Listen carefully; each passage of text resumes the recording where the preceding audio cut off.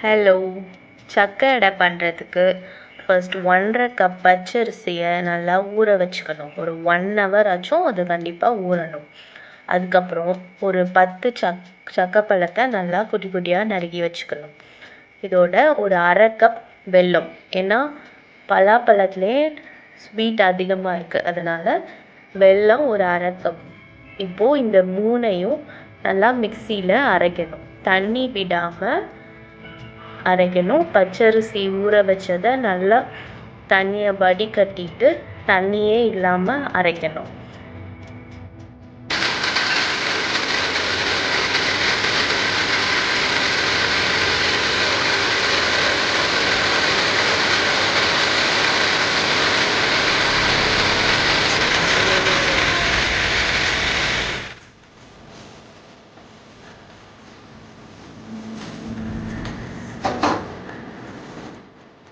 இந்த மாதிரி நல்லா ஸ்மூத்தாக இருக்கணும். நம்ம இலையில போடும்போது ரொம்ப தண்ணியாக இருக்கக்கூடாது. தண்ணியாக இருந்துச்சுன்னா அப்படியே ஓடிடும். அது மாதிரி கொஞ்சம் கட்டியாகவும் இல்லாமல் நார்மலாக இலையில போட்டால் ஓடாத மாதிரி கன்சிஸ்டன்சி கொண்டு வரணும்.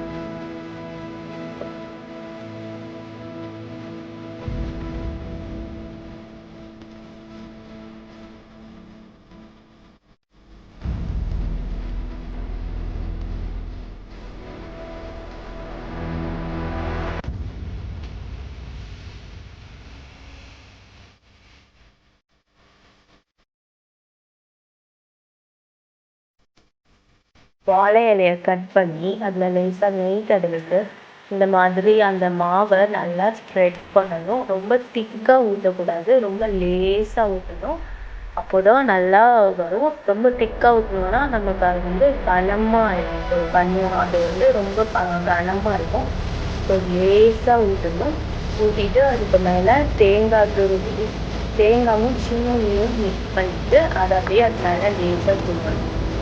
மூடிட்டு 2 சைடும் மூடி இலையை மடித்து வச்சுட்டு நம்ம குக்கரில் 10 மினிட்ஸ் வேக வைக்கணும்.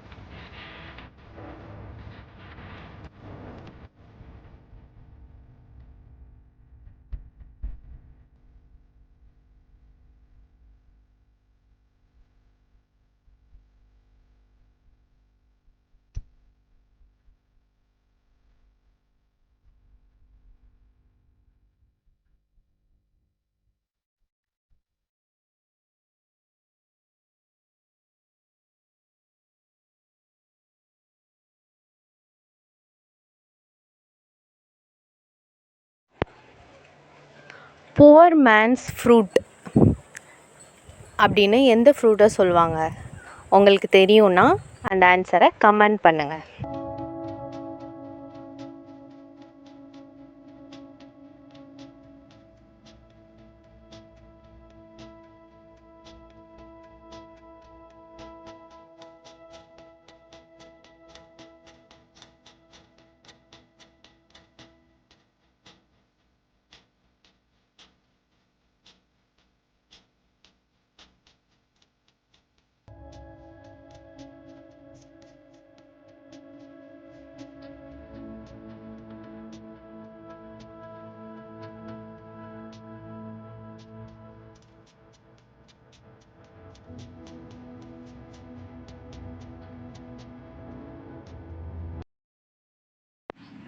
இந்த வீடியோ பிடிச்சிச்சுன்னா லைக் பண்ணுங்கள், சப்ஸ்கிரைப் பண்ணுங்கள்.